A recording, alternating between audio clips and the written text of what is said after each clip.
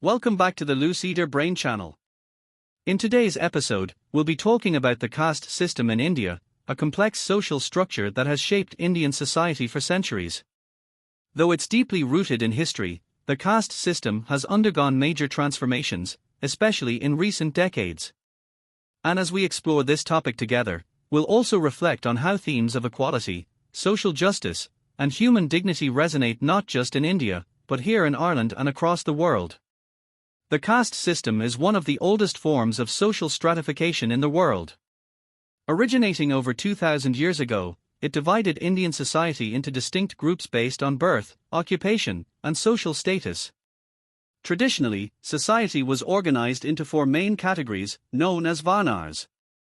The Brahmins, priests and scholars, considered the highest caste. The Kshatriyas, warriors and rulers. The Vaishyas, merchants, traders, and farmers. The Shudras, laborious and service workers. But outside this system were the Dalits, once referred to as untouchables.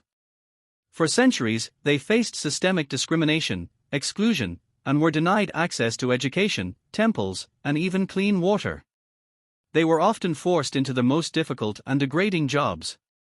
Change began in earnest in the 20th century, largely through the work of Dr. B.R. Ambedkar, a brilliant scholar and social reformer who was born into a Dalit family. He dedicated his life to fighting caste oppression and was a key architect of India's constitution, which was adopted in 1950. That constitution banned caste-based discrimination and established the principle of equality for all citizens. Despite these legal reforms, caste-based inequality hasn't disappeared. In rural areas especially, caste identity can still influence access to education, employment, and justice. However, there are ongoing government initiatives, such as affirmative action policies in universities and public jobs, aimed at uplifting historically marginalized communities. There is also a vibrant civil society movement in India working to raise awareness, challenge prejudices, and celebrate Dalit culture, literature, and resistance. Now, you might be asking, what does this have to do with Ireland? While Ireland and India have very different histories, both countries have experienced deep social divisions. In Ireland, we're familiar with the long legacy of colonialism, religious discrimination, and the fight for civil rights in the north. We understand what it means to struggle for dignity, autonomy, and equality.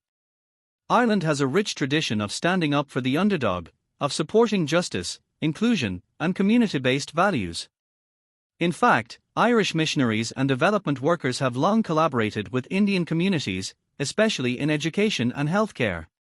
Today, with a growing Indian-Irish population, many people here are engaging with Indian culture more deeply, through friendship, family, food, festivals, and dialogue.